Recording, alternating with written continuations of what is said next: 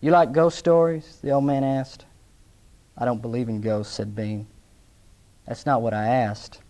I asked if you like ghost stories. No, Beam shook his head. I don't. That's kid shit. I don't believe in any of it. Pete stubbed a cigarette out on the ground. He pitched the butt into the fire. His mouth slid into a grin. I don't believe it neither, he said. But I will say that there's an old house down in the woods here. There ain't nobody lived in quite a time. And there ain't money enough in the president's wallet to make me sleep in there of a night. Beam readied himself. He knew more talk was coming. What it was, said Pete, was these two brothers. Grown men. They lived there with their mother, had a little farm, but they never worked it much that I knew of. The old man spread his hands on his lap and watched them, picking at the dirt under his nails and wiping it on his pants. So it was the three of them. The brothers and the old woman. I don't know where the man had gone. Maybe he just left. I would have. But they lived there, and the brothers never went out chasing girls, or work either. They just lived down in there in that holler.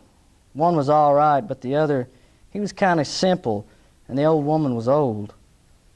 One day she says to her oldest, the one who wasn't simple, she says, Jessup, that was his name, I think we need to take care of Dave.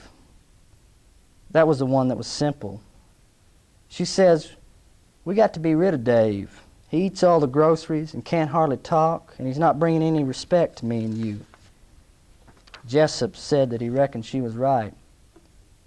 And now this is something you may not believe, but it is what happened. Don't ask me why. Maybe they were bored with being lonesome out there in the nowhere. Folks that live way out like that will go crazy sometimes.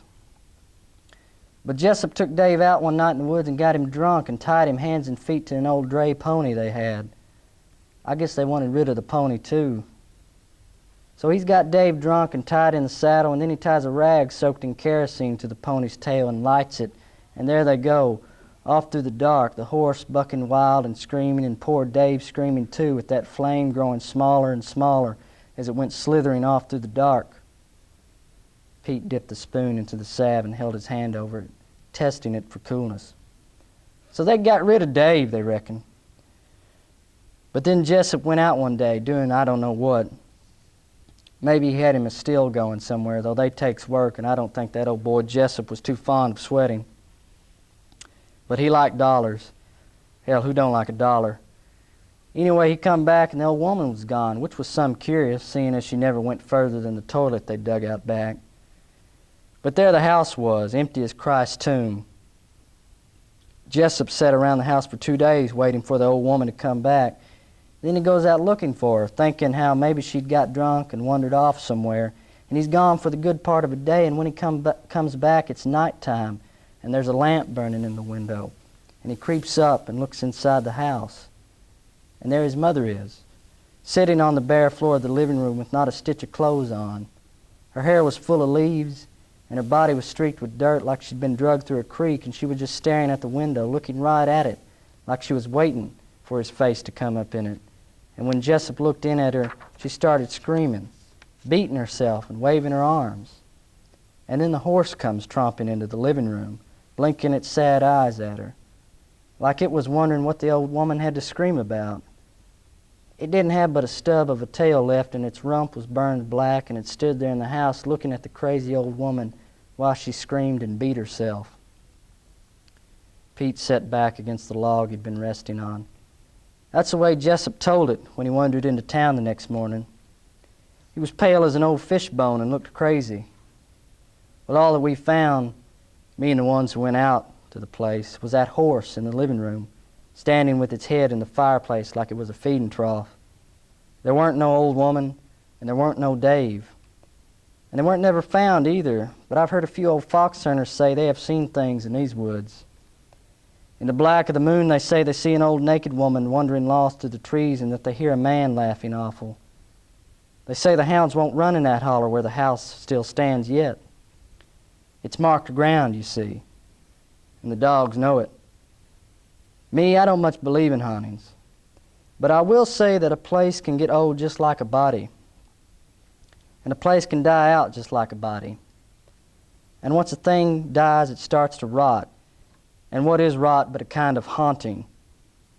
You think blood don't remain with the spot? You think all the trouble that goes on in certain little places just goes away once it's over? Son, I'm telling you true, because it all has a way of abiding. Now you go down in there someday and see if the air don't smell sour. Turn up a little soil beside the house. See if it don't have a wrong color, like ashes.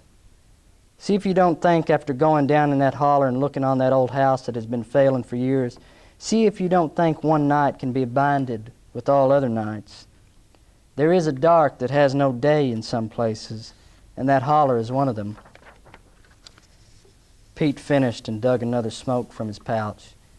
He stroked a match, and then his face flared like a wick of a lamp and then resettled into shadow. What happened to the horse? Beam asked. What horse?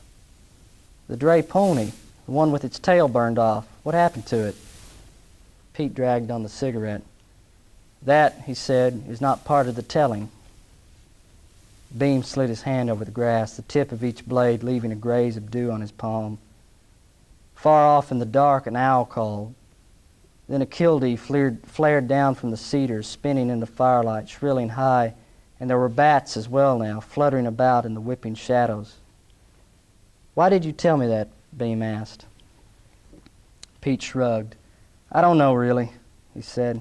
It's just talk. But I thought maybe it'd make you feel better to know there's been scores of folks that have had it worse than you.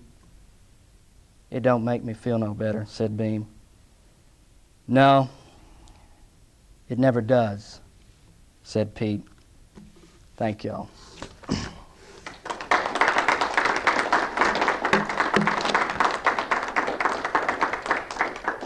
Thank you, Alex. It was beautiful.